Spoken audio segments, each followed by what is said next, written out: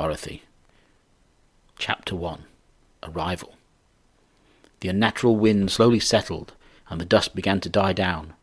Dorothy groaned as she rolled over and sat up, rubbing her head and various bruised portions of her anatomy. "Well, that was a first," she said, and then, "Ow!" Removing a twig that had lodged itself in her cleavage, she brushed her hair back and looked around. What the...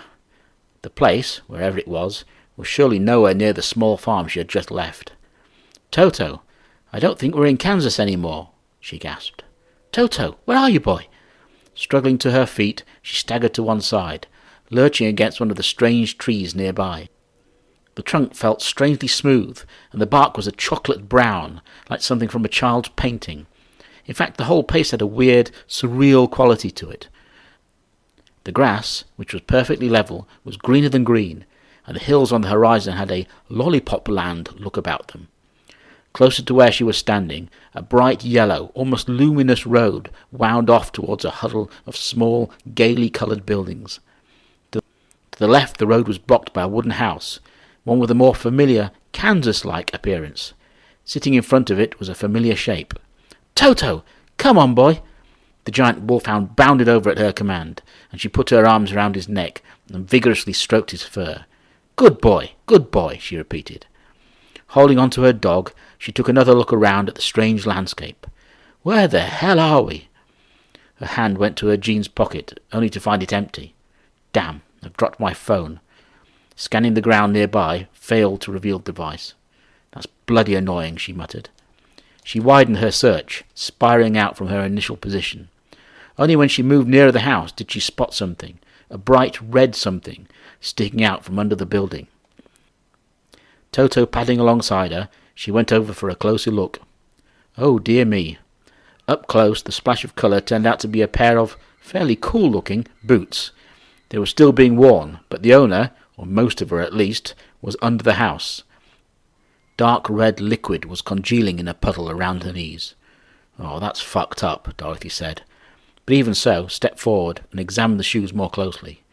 There was something about them, something that... A growl from Toto distracted her. "What is it, boy?" she asked, looking over to where the dog was facing, hackles raised. Ah, company.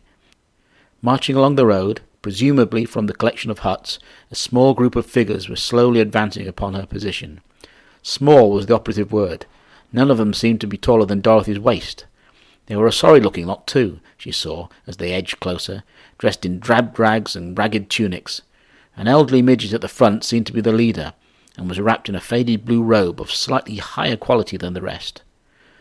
"Who are you lot then?" Dorothy asked, deciding to take the initiative. "Pardon, mistress?" the leader spoke, looking puzzled at her question. "Who are you?" she asked again. "We're, the wee folk," he replied, as if it should have been obvious. Maybe it should have been. Is that your house?" "It might be," she said, hedging her bets. The owner of the fancy boots could have been a friend of theirs. Plus, who knew what the regulations were about parking houses in the middle of the local highway? "And the bitch?" the dwarf asked. "Actually, Toto's a boy dog." She put her hand on the animal's head. No, I mean the wicked bitch of the West." He gestured at the squashed and booted. "Oh, her." Dorothy crossed her arms. "She's dead. The bitch is dead." There was a moment of silence, and then the group exploded in a great bout of cheering and dancing. Obviously the deceased hadn't been very popular. She raised an eyebrow as the celebrations continued, the midgets whirling around, hugging and kissing each other. Suddenly the old man stopped and turned towards the house. "The boots!" he said, and started forward, only to stop dead as he realized Dorothy was standing between himself and the house. "What about the boots?" she asked. Nothing at all," the man replied, glancing down quickly at the protruding legs, and then back up to her, a guilty look upon his face. Dorothy took a step backwards and looked again at the footwear. As before, some undefinable quality seemed to pull at her. Glancing at the assembled crowd, who were now avidly watching her every move, she squatted down and started to untie the laces of one, keeping an eye on the midgets all the while. The leader opened his mouth to say something, then stopped, then made half a step forward before changing his mind again. As Dorothy pulled the boot off, he seemed to collapse in on himself.